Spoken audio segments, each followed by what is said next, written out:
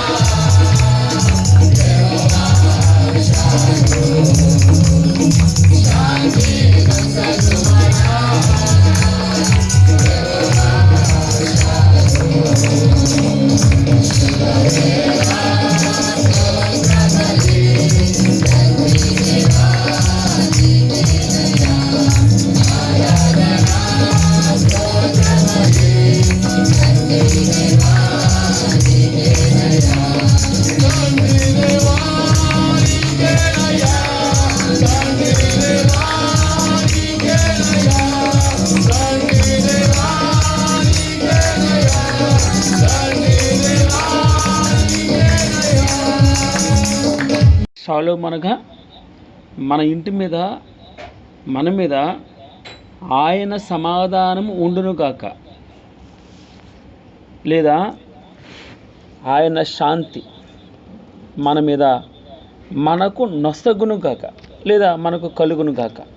Shalom. ఈ ఉదయకాలన భగవంతుడు మనల్ని నిండుగా ఆశీర్వదించాలని, మన కుటుంబం సంతోషంగా ఉండాలని ఆయన చూస్తూ ఉంటాడు. మనం ఏడవడం ఇష్టం కాదు, శత్రువుకి మనం ఏడవడం ఇష్టం. భగవంతునికి మనం ఏడవడం ఇష్టం కాదు. మన కన్నీరు ఆయన చూడలేడు. ఆయన కన్న తండ్రి. మంచిది. ఈ ఉదయకాలన యోహాను సువార్త మనకి 21 అధ్యాయాలు ఉన్నాయి. వచనం వెంబడి వచనం చదువుదాం. భగవంతుని సంపూర్ణంగా అర్థం చేసుకోవడానికి ప్రయత్నం చేద్దాం. వాక్యం, ప్రార్థన, పరిశుద్ధత, ఈ మూడు ప్రామాణికంగా పరిశుద్ధాత్మ దేవుని దగ్గర నేర్చుకుంటూ ఉంటే మన నోట స్తుతి వస్తుంది. తద్వారా భగవంతుడు మహిమ పొందుతాడు. మన నోట స్తుతి రావాలంటే మొదట వాక్యము, ప్రార్థన, పరిశుద్ధత, ఈ మూడు వచ్చినప్పుడు భగవంతుడు మన దగ్గర ఉంటాడు, మనతో ఉంటాడు. ఆది యందు వాక్యముండెను. మనం ఆది కాండంలో కూడా ఆది యందు అన్నాడు. ఆది యందు అంటే దానికి పరిమాణం లేదు. నా మట్టుకు నేను ఈ యొక్క బైబిల్లో మన వాళ్ళు లెక్కలు వేస్తారు. ఇంత సంవత్సరాలైంది సృష్టి ఉద్భవించని. అది కరెక్ట్ కాకపోవచ్చు. ఆది యందు అంటే ఆది యందు అనగా దానికి ఇన్ఫినిట్. మొదట అనేది ఆ మాటకి మనం అర్థం చెప్పలేము, సంపూర్ణంగా మనం అర్థం చెప్పలేము. ఆది యందు అనగా అది ఆయనదే. ఆది ఆయనదే, అంతము ఆయనదే. అందుకే ఆయన పేరేం పేరు? అల్ఫాయు ఒమేగయు నేనే. అల్ఫాయు అనగా ఆదియు, ఒమేగా అనగా అంతమును నేనే. ఆయన పేరు యెహోవా అని మనం వినడానికి, పలకడానికి మనకి యోగ్యత లేదు. యెహోవా అనగా ఉన్నవాడు, అనువాడు. చూడండి, ఉన్నవాడు, అనువాడు. అందుకే నేను 2-3 రోజుల నుంచి మనం మాట్లాడుతున్నాం. స్తుతి అనగా ఆయనకి సంబంధించిందే, హల్లెలూయా అనగా ఆయనకి సంబంధించిందే. ఆయనకి తప్ప వేరే వారికి ఉపయోగించడానికి వీల్లేదు. ఆది యందు వాక్యముండును. ఆది యందు ఎవరున్నారు? ఆది యందు అనగా మనకి దానికి కొలమానం లేదు. ఆది యందు వాక్యముండెను. 3 మనం సువార్తల్లో, మత్తయి సువార్త, మార్కు సువార్త, లూకా సువార్త, ఈ 3 సువార్తల్లో పరిశుద్ధాత్మ దేవుడు యేసు ప్రభువు వారిని వేరే విధంగా పరిచయం చేస్తారు. ఇక్కడ భక్తుడైనటువంటి యోహాను జెబెదయి కుమారుడు అని అంటాం. తాను యేసు ప్రభువు వారి యొక్క రొమ్మున ఆనుకున్నటువంటి వ్యక్తి. యేసు ప్రభువారు రొమ్మున తాను యేసు ప్రభువారు ప్రేమించిన శిష్యుడు అని వ్రాయబడింది. మనం దేవుని ప్రేమిస్తున్నాం అంటాం, కానీ ఇక్కడ బైబిల్ గ్రంథంలో రాయబడిన మాట ప్రత్యేకంగా యేసు ప్రేమించిన శిష్యుడు. ఆ ప్రేమించిన శిష్యుడు ఎక్కడున్నాడు? రొమ్మున ఆనుకొని ఉన్నాడు. అంటే దాని అర్థం ఏంటంటే ఆయన హృదయ భాష తెలుసు ఎవరికి? యోహానికి. అందుకే ఏది జరిగినా కూడా ఏమన్నాడు యేసుప్రభు వారు అని వేరే వారి శిష్యులు సైకిల్ చేసి యోహానుని బట్టి అడిగేవారు. అంటే దగ్గరగా ఉండడం, ఆయనలో కలిసిపోవడం, ఇది ఆయన.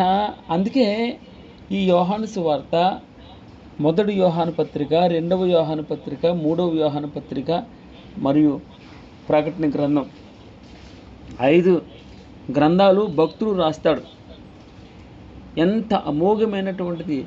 మీరు ప్రకటన గ్రంథానికి వస్తే మనకు ఆ భాష అర్థం కాదు, చాలా కష్టపడాలి. ఎంతో ప్రభు సహాయం చేస్తే కానీ ప్రకటన గ్రంథం మనకు అర్థం అవ్వడానికి అంత అది కష్టమైనది ఒక విధంగా చెప్పాలంటే. కానీ అంత ఫ్యూచర్ భవిష్యత్తును గురించి భగవంతుడు తన మనసులో ఉన్నదంతా వ్రాయించాడు. అది అందుకే యేసు రొమ్మున అనుకోవడం, యేసు ప్రేమించిన శిష్యుడు యోహాను. సో తను వ్రాస్తూ ఆది యందు వాక్యముండెను అన్నాడు. ఎంత అద్భుతంగా యేసు ప్రభు వారు భగవంతుని గురించి వ్రాస్తూ ఉన్నాడు. వాక్యము వాక్యము వాక్యము. మీరు చూస్తూ ఉంటే ఎన్నెన్ని వాక్యాన్ని గురించి మనం ఈ యొక్క సువార్తలో మనం చూడొచ్చు.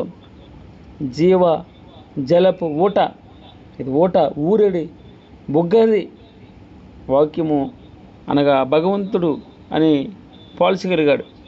ఆది యందు వాక్యముండెను, వాక్యం ఎక్కడుంది? దేవుని యొద్ద ఉండెను. వాక్యము దేవుడై ఉండెను. ఇది మనం వాక్యము నోట పలకడం భగవంతుని పలకడం అండి. వాక్యం వినడం భగవంతుని మనసారా వినడం. ఆయన నామస్మరణ కాదండి, ఇది ఆయన్నే వింటున్నాం మనం. అది వాక్యాన్ని వింటున్నామంటే దాని అర్థం ఏంటి? ఆయన వింటున్నాం. వాక్యం నేర్చుకుంటారా పిల్లలు అంటే దాని అర్థం ఏంటి? ఆయన నేర్చుకుంటున్నాం. అది వాక్యము దేవుని యొద్ద ఉండెను, వాక్యము దేవుడై ఉండెను. ఎంతమందికి ఇష్టమవుతుందో ఈ మాట. ఆ మాట చెవుల్లో జొచ్చుతూ ఉంటే పరమానందం మనకి. మనలో ఉన్న నీ వాక్యము, ఆయన వాక్యం మన దగ్గరికి వచ్చిన వెంటనే మనకు వెలుగు కలుగుతుంది. అనగా మన ప్రతి ప్రశ్నకి జవాబు దొరుకుతూ ఉంటుంది. అది ఒకటి ఆలస్యం అవుతూ ఉంటుంది. ఆయన అవకాశాన్ని బట్టి వెంటనే ఇస్తాడు. ఎందుకు ఆలస్యం అవుతుందంటే, నేను ఒక పాట దైవజనుడు పాడినప్పుడు మనం విన్నాం. ఎందుకు ఆలస్యం అవుతుంది అని నేను ఎలాగ అడగలను? నేను అది నా మేలుకేనేమో. ఆ పాట నేను పంపిస్తాను, గ్రూప్లో పెడతాను. ఏమి నిజంగా భగవంతునితో మమేకమై ఆ పాటలు హృదయం లోపల నుంచి రావడం. ప్రభా, నేను ఏమని నిన్ను అడగను, ఏమని నేను క్వశ్చన్ చేయను, అది నా మేలుకే కదా. పరీక్ష సమయం కొంచెం పెడతాను, తప్పకుండా విజయం పొందుతాను. ఎలా విజయం పొందుతాను? వాక్యము, 2 ప్రార్థన, 3 పరిశుద్ధత. వాక్యము దేవుని యొద్ద ఉండెను, వాక్యము దేవుడై ఉండెను. స్తోత్రం ప్రభు. దేవుడై ఉన్న పరిశుద్ధ వాక్యాన్ని మనం చదువుతున్నామమ్మా. చాలా సంతోషం. దేవుడై ఉన్న పరిశుద్ధ వాక్యమును మనం వింటూ ఉన్నాం, ధ్యానం చేస్తూ ఉంటున్నాం, హృదయంలో తలపోస్తూ ఉన్నాం. ఆయన ఆది యందు దేవుని యొద్ద ఉండెను. ఎంత అమూల్యమైన కూర్పు చూడండి. ఆది యందు వాక్యము ఉండెను. ఫస్ట్ పాయింట్, వాక్యము దేవుని యొద్ద ఉండెను. సెకండ్, థర్డ్ పాయింట్, వాక్యము దేవుడై ఉండెను. ఆయన అంటే ఎవరు? యేసుక్రీస్తు. ఆది యందు దేవుని యొద్ద ఉండెను. సమస్తమును ఆయన మూలముగా కలిగిన. ఎవరి మూలముగా కలిగింది? ఆయన మూలముగా కలిగిన. ఆయన ఎవరు? యేసుక్రీస్తు. ఆయన మూలముగా కలిగను. సమస్తమును ఆయన మూలముగా కలిగను. కలిగి ఉన్నది ఏదియు ఆయన లేకుండా కలగలేదు. స్తోత్రం చెప్దాం. హల్లెలూయా. స్తోత్రం ప్రభువా, స్తోత్రం స్తోత్రం. ఆయన ఆది యందు దేవుని యొద్ద ఉండెను, సమస్తమును ఆయన మూలముగా కలిగి. నీకు స్తుతులు ప్రభువా. కలిగి ఉన్నది ఏదియు ఆయన లేకుండా కలగలేదు. రాత్రి ఈ మాటకు అర్థం చెప్తూ నేనే ఒక విధంగా అద్భుతంగా కలిగినటువంటి రూపాన్ని, ఈ రూపం ఆయన పెట్టింది. నన్ను ఏ విధంగా సృష్టించాడు, ఈ లోకానికి ఏ విధంగా లోకంలోకి ఆయన రప్పించాడు. ఇది ఒక అమోఘమైనటువంటి సృష్టి రహస్యం. ఇందులో మనుషులకి ఆంతర్యానికి అర్థం కాదు. ఈ ఉనికి ఎక్కడి నుంచి వస్తుందో సూక్ష్మము, మైక్రో లెవెల్, అసలు మైక్రాన్ కంటే మైక్రాన్ అంత చిన్నగా ఉండే ఆ శుక్రకణా నుంచి ఇంత 70 కేజీలు, 80 కేజీలు, 100 కేజీలు ఎలాగనా అతను ఒక మనిషి ఎలాగైనా పెరుగుతూ ఉన్నాడు. ఎంత అమోఘమైనటువంటి సృష్టి నా జీవితం, నీ జీవితం కలిగి ఉన్నది ఆయన ద్వారా మనం కలిగామమ్మ. అది ఆయన స్తుతించడానికి మూలం. కలిగి ఉన్నది ఏది ఆయన లేకుండా కలగలేదు. సమస్తమును ఆయన మూలంగా కలిగిన 3 వచనాలు మనం రాత్రి సుశీలమ్మ గారి ఇంట్లో ధ్యానం చేశాం. 3వ వచనం, కలిగి ఉన్నది ఏది ఆయన లేకుండా కలగలేదు. అబ్బాయి ఎక్కడి నుంచి ఈ వస్తువులే వస్తున్నాయండి, ఎక్కడి నుంచి టెక్నాలజీ ఏమిటి అని నువ్వు అనుకుంటున్నావేమో. కలిగి ఉన్నది ఏది ఆయన లేకుండా కలగలేదు. దీన్ని బట్టి మనం ఆయన స్తుతించాలి. ఆయనలో జీవం ఉండెను. ఆయనలో ఏముందమ్మా? జీవం ఉంది. జీవం అంటే ఏంటిది? బ్రతుకున్నది, బ్రతికించేది, ఊపిరి, జీవం, కదిలిక, మా కదిలికలు. అందుకే అపోస్తలుల కార్యములు 17వ అధ్యాయంలో ఒక మాట ఉంటుంది, ఆయనలోనే సమస్తం. చూడండి, అపోస్తలుల కార్యములు 17వ అధ్యాయం ఏమనుంది? మనలో ఎవనికిని దూరంగా ఉండేవాడు కాదు ఆయన. ఆయన మనలో ఎవనికిని దూరంగా ఉండేవాడు కాదు. మనము ఆయన యందు బ్రతుకుచున్నాం. స్తోత్రం ప్రభువా. ఆయనలో చలించుచున్నాం, ఆయనలో ఉనికి కలిగి ఉన్నాం. ఈ 3 మాటలకు అర్థం చూడండి. మనము ఆయన యందు బ్రతుకుచూ ఉన్నాం, మనము ఆయన యందు చలించుచూ ఉన్నాం, మనం ఆయన యందు ఉనికి కలిగి ఉన్నాం. ఇది చాలా గంభీరమైనటువంటి మాట. మనం ఆయనలో బ్రతకడం ఏంటి, ఆయనలో చలించడం ఏంటి, ఆయనలో ఉనికి కలిగి ఉన్నాం, ఆయనలో జీవం ఉండెను. ఆ జీవము మనుషులకు వెలుగైనను. ఈ మాటలు మన జీవితాల్లో వెలుగు నింపునుగాక, మన బ్రతుకులో ఉజ్జీవమును నింపునుగాక. జీవము, జీవము, ఆయనలో జీవముండును. ఆయనే జీవం. మనం 38వ అధ్యాయం కదండి. సజీవులే కదా నిన్ను స్తుతించేది. ఎవరిని స్తుతించేది? సజీవుడును స్తుతించేది, మృత్యుంజయుని స్తుతించేది. సజీవుడు, సజీవుడు అనగా జీవం కలిగిన వాడు, బ్రతుకున్నవాడు. అది ఆయన చనిపోయాడు కదా? కాదు, ఆయన సజీవుడు, ఎప్పుడు సజీవుడే. ఆయన తిరిగి మృత్యుంజయుడిగా లేచాడు. ఆయనలో జీవం ఉంది.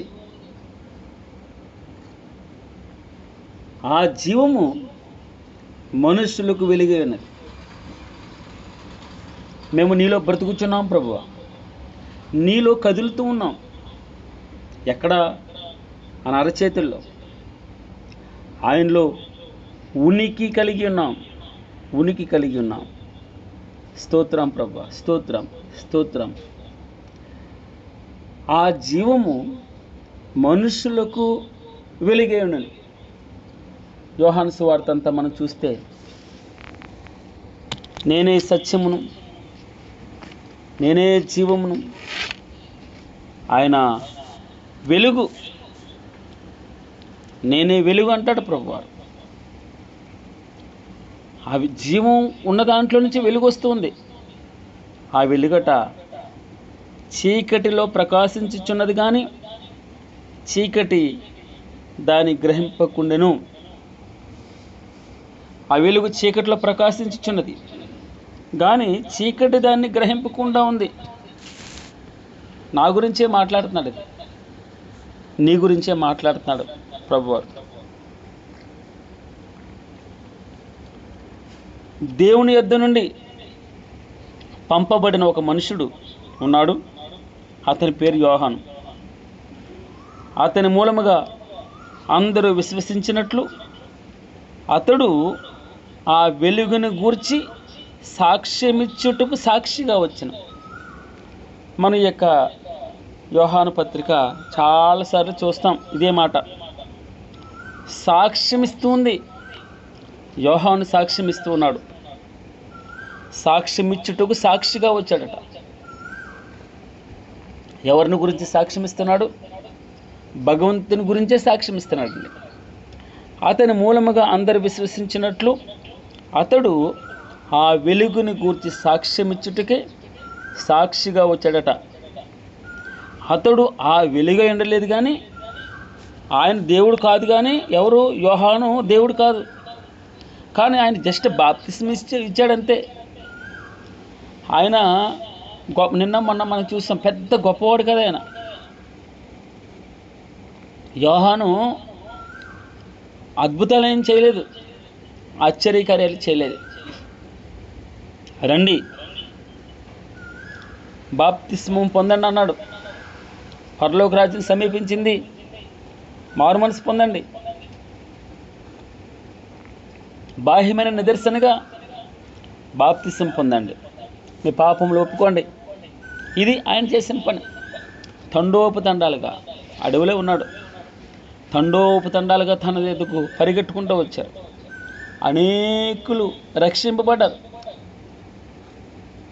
అంత మాత్రమే కాదు, తాను ప్రభువుని గురించి సాక్ష్యం ఇస్తూ ఉన్నాడండి. అతడు వెలుగు ఉండలేదు కానీ ఆ వెలుగుని గురించి సాక్ష్యం ఇచ్చుటకు అతడు వచ్చిన అని వ్రాయబడింది. నిజమైన వెలుగు ఉండెను, అది లోకంలోనికి వచ్చుచు ప్రతి మనుషుని వెలిగించుచున్నది. నిజమైన వెలుగు వెలిగిస్తుందండి. వెలుగు అలా మెరుపొచ్చి వెళ్ళిపోయినట్టు ఉండదు. నీ జీవితంలో కష్ట నష్టాల్లో, సుఖ దుఃఖాల్లో, అన్నిట్లో నీకు వెలుగుగా ఉంటుంది. నీ చీకటి బ్రతుక్కి ఆయన త్రోవను చూపిస్తాడు. నిజమైన వెలుగు ఉండును, అది లోకంలోనికి వచ్చుచు ప్రతి మనిషిని వెలిగించుచున్నది. ఆయన లోకంలో ఉండును, లోకం ఆయన మూలంగా కలిగిన కానీ లోకం ఆయన్ను తెలుసుకొనలేదు. వెలుగుంది, ఆ వెలుగు చీకటిని వెలిగింప చేయడానికి. ఇది ఎక్కడ ఫోర్స్ చేయలేదు భగవంతుడు, నీ ఇష్టం. నువ్వు ఆ వెలుగులో మనం బ్రతకాలని, చలించాలని, ఉనికి కలిగి ఉండాలని ఆయన మనలో ఎవరికి దూరంగా ఉండేవాడు కాదు. అందరికి దగ్గరగా ఉండాలని, అందరిలోని వెలుగు ఉండాలని ఆయన ఇష్టపడుతూ ఉన్నాడు. అయితే నీవు నేను ఆయన్ని యాక్సెప్ట్ చేసేవారుగా ఉండాలని భగవంతుడు ఇష్టపడుతున్నాడు. బలవంతాన నీ ఇంట్లోకి ఆయన చొచ్చుకుని రావడు. ఆయన జస్ట్ నాక్ చేస్తాడు, తలుపును కొడతాడు. అది నీ ఇష్టం. నువ్వు తలుపు తీస్తే నీతో ఉండడానికి ఇష్టపడతాడు. లేదు అంటే ఆయన వర్షాకాలన, వేసవికాలన, చలికాలన, 3 కాలాన బయట నిలబెట్టి ఉంచుతాం. పరమగీతంలో మనం చూస్తాం. ఎన్నోసార్లు ప్రయత్నం చేస్తాడు. అది నిన్న మనం చూసాం కదా, ఆ దోణిలో ఆయన ఉన్నాడని అనుకుంటున్నామా? నిజంగా ఆయన ఉన్నాడా మన నావలో? లేదా ఉన్నాడు అనే భ్రమలో ఉన్నామా? భగవంతుడు ఈ ఉదయకాలన నా మట్టుకు నాకు ఆయన నా నావలో ఉండు ప్రభు, నన్ను బ్రతికించు, నేను నీలో చలించాలి, నీలో ఉనికి కలిగి ఉండాలి. అందుకే మనం 3వ వచనం చూసాం. సమస్తము ఆయన మూలంగా కలిగి ఉన్నది ఏది ఆయన లేకుండా కలగలేదు. సమస్తమును నేను, వేరే అక్కర్లేదు మనకి. నాలో సమస్తము ఆయన మూలంగా తన చేతిలో నన్ను సృజించే తన చేతులు నన్ను ప్రత్యేకంగా స్పెషల్ ఫోకస్ పెట్టి మన అద్దం ముందు మురిసిపోతూ ఉంటామే, మన అందం ముందు మనం చూసుకుని మురిసిపోతాం. ఇతరుల కంపారిజన్ అక్కర్లేదు. ఎందుకో తెలుసా? మన ఉనికి ఆయనలో ఉంది, మన కదిలిక ఆయనలో ఉంది, మన జీవం ఆయనలో ఉంది. ఆయన లోకంలో ఉండిను, లోకము ఆయన మూలంగా కలిగిన, కానీ లోకం ఆయన్ని తెలుసుకోలేదు. ఆయన తన స్వకీయులకి వచ్చాను, ఆయన స్వకీయులు ఆయన అంగీకరించలేదు. ఇప్పటికీ చాలా మట్టుకి వారు యూదులు అంగీకరించరు. మన జీవితాల్లో మనమే చూడండి, మన ఇంట్లో మనకి అంత విలువ ఉండదు. బయట వారికి మన హోదా అంటే ఏంటో తెలుస్తుంది, కానీ మన ఇంట్లో ఎలా ఉంటాం? రోజు చూస్తాం కదా, రోజు వినే మాటలే కదా. అంతగా ఉండవు. వేరే చర్చికి వెళ్ళండి, ఎక్కడి నుంచి వస్తుందయ్యా నీకు వాక్యం అంటారు. ఎలా చెప్పగలుగుతున్నావు? మీ సాక్ష్యం గొప్పదండి అంటారు. అదే రోజు వింటూ ఉంటే దాంట్లో ఏముందిలే, అది ఎంత పెద్ద దైవజనుడైనా తను వారింట్లో, ఇప్పుడు ఉదాహరణకి నేను ఒక మాట చెప్తాను, అనేక పెద్ద సంఘాలు నడిపించే దైవజనులు కూడా వారింట్లో మామూలుగానే ఉంటాడు, విలువే ఉండదు. వారి భార్య మామూలుగానే మాట్లాడేస్తుంది. దైవజనుడు భగవంతుని దగ్గరికి నుంచి వాక్యం వస్తుంది, తీసుకుని వస్తున్నాడు, బాధలను మాపడానికి ప్రార్థన చేస్తున్నాడు, అనేకమైన అద్భుతాలు తన ద్వారా జరుగుతూ ఉన్నాయి. అయినా తన ఇంట్లో పెద్దగా పట్టించుకోరు. ఆయన తన స్వకీయులకు వచ్చును, స్వకీయుల యొద్దకు వచ్చాడు. ఆయన స్వకీయులు ఆయన గొప్పతనాన్ని తెలుసుకోలేకపోయారు, అంగీకరించలేదు. అయితే ఈ ఉదయకాలన ఈ మాట చెప్పి ప్రార్థనలకు వెళ్దాం. 12వ వచనం, తన్ను ఎందరు అంగీకరించిరో వారికందరికీ, అనగా తన నామమునందు విశ్వాసం ఉంచిన వారికి దేవుని పిల్లలగుటకు ఆయన అధికారము అనుగ్రహించింది.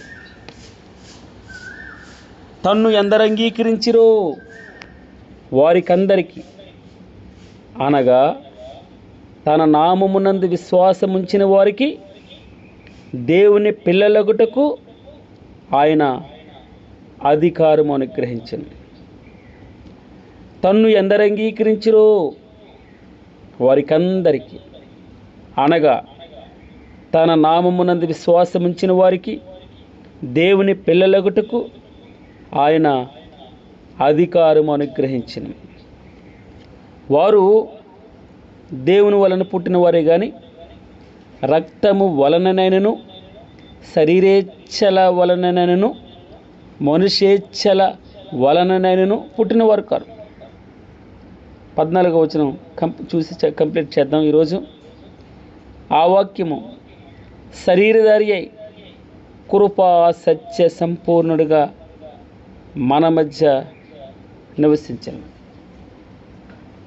వాక్యము ఆదియందు వాక్యముండెను, వాక్యము దేవుని యొద్ద ఉండెను, వాక్యము దేవుడై ఉండెను. ఆయన ఆదియందు దేవుని యొద్ద ఉండెను. సమస్తమును ఆయన మూలముగా కలిగి ఉన్నదేది ఆయన లేకుండా కలిగలేదు. ఆయనలో జీవము ఉండెను, ఆ జీవము మనుషులకు వెలుగై ఉండెను. ఆ వెలుగు చీకట్లో ప్రకాశించుచున్నది, కానీ చీకటి దాన్ని గ్రహింపకుండానని వ్రాయబడి ఉంది. ఆ వాక్యము ఏ వాక్యము? ఆదియందు ఏ వాక్యం ఉందో, ఏ వాక్యమైతే దేవుని యొద్ద ఉందో, ఏ వాక్యమైతే దేవుడై ఉన్నాడో, ఆయన అనగా పరిశుద్ధాత్మ దేవుడు యేసుక్రీస్తు వారు ఆదియందు దేవుని యొద్ద ఉండునని దేని గురించి వ్రాయబడి ఉందో, సమస్తమును ఈ ఎవరి ద్వారా కలుగుతూ ఉందో, కలిగి ఉన్నది ఏది ఆయన లేకుండా కలగలేదని వ్రాయబడి ఉందో, ఆ వాక్యము శరీరధారి అయి కృపా సత్య సంపూర్ణుడిగా మన మధ్య నివసించిన తండ్రి వలన కలిగిన అద్వితీయ కుమారుని మహిమ వలె మనము ఆయన మహిమను కనుగొంటు. ఇక్కడ జనతైక కుమారుని అని వ్రాయబడి ఉంటుంది. తను ఎందరు అంగీకరించారు, ఆ వాక్యమును ఎందరు అంగీకరించారు వారికి అందరికీ, అనగా తన నామమునందు విశ్వాసం ఉంచిన వారికి దేవుని పిల్లలగుటకు ఆయన అధికారం అనుగ్రహించాడమ్మ. ఈ మాటలు చదువుతూ ఉంటే మనం ఉజ్జీంపడాలని, మనలో జీవం రగలాలని, ఆయన సజీవుడైన దేవుణ్ణి మనసారా స్తుతించాలని భగవంతుడు ఇష్టపడుతూ ఉన్నాడు. ఈ ఉదయకాలన తను ఎందరు, ఈ మాట మీరు వల్లివేయండి. ప్రభువా, నేను అంగీకరించాను, నేను విశ్వసించాను. ఈ రోజున నీవు దేవుని పిల్లలు అగుటకు మనకు అధికారం అనుగ్రహించాడండి. మనకి అధికారం దొరికింది. మనం దత్తపుత్రులు, మనం ఆయన ఆస్తికి వారసులు, మనమే ఆయన రాజ్య వారసులు. ఎన్నెన్ని పేర్లు పెడతాడో నీకు. దేవుని పిల్లలండి వారు, దేవుని బిడ్డలు అంటారు.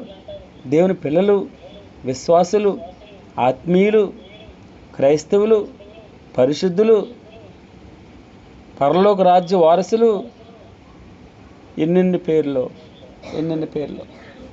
ఈ రోజున ఎక్కడి నుంచి వచ్చింది? జస్ట్ మన నోటితో ఒప్పుకున్నాం అంతే. ఆయన విశ్వసించాం.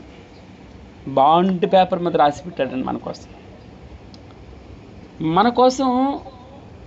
ఈ రోజున భగవంతుడు వెలుగే ఇచ్చాడు. దేవుడు జీవమైన దేవుడు మనల్ని తన సొంత కుమారుడిగా అంగీకరించాడండి. అందుకే రక్షించబడిన మనం సొంత రక్షకుడిగా, మనం సొంత తండ్రిగా ఆయన్ని ఈ రోజున పిలిస్తే పలుకుతూ ఉన్నాడు. బాధల్లో ఈ అవసరం ఎలా తీరాలో, ఎప్పుడు తీరాలో ఆయనకు తెలుసండి. మనం అనుకుంటాం కొంచెం ఆలస్యం అవుతుంది అని. ఏంటి ప్రభువా ఆన్సర్ రావట్లేదని. ఈ ఉదయాన ఆయన మనకి తండ్రిగా ఉన్నాడమ్మా. మనం ఆయన పిల్లలం, అధికారం పొంది ఉన్నాం.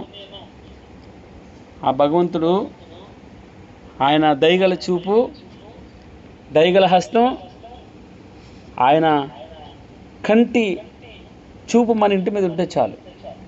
ప్రభువా, నా భర్తని కాపాడు, నా భార్యని కాపాడు, నా కుటుంబాన్ని కాపాడు ప్రభా, చాలు తండ్రి. ఆ వెలుగు మనలో ఉంది. మనం ఆయన చేయబడిన సృష్టి, ఆయన కొరకు మనం సృజించబడ్డాం, ఆయన మహిమ కొరకు సృజించబడ్డాం. మనం తక్కువగా అంచనా వేయకూడదండి. మనం దేవుని పిల్లలం. నేను కూడా నా విశ్వాసం కూడా అప్పుడప్పుడు తేలిపోతూ ఉంటుంది. మరలా వెనువెంటనే ఉజ్జీవింపబడతాను. మనం ఆయనలో ఉనికి కలిగి ఉన్నాం. మన చలనం ఆయనలోనే ఉంది. మన బ్రతుకంతా ఆయనే, సమస్తం ఆయనే, అంతా యేసుమయమే. అవును, నా బ్రతుకంతా అలాగే ఉండాలి. బ్రతుకుట, అందుకే అపోస్తలుడైన పౌలు గారు అన్నాడు, బ్రతుకుట క్రీస్తే, చావైతే లాభం. అంతా క్రీస్తే, మొత్తం క్రీస్తే. నోట మాట, ఏ మాట అయినా ఆయన గురించే మాట్లాడేది, భగవంతుని గురించే మాట. మన మాట, మన పాట, మన స్తుతి అన్నీ యేసు.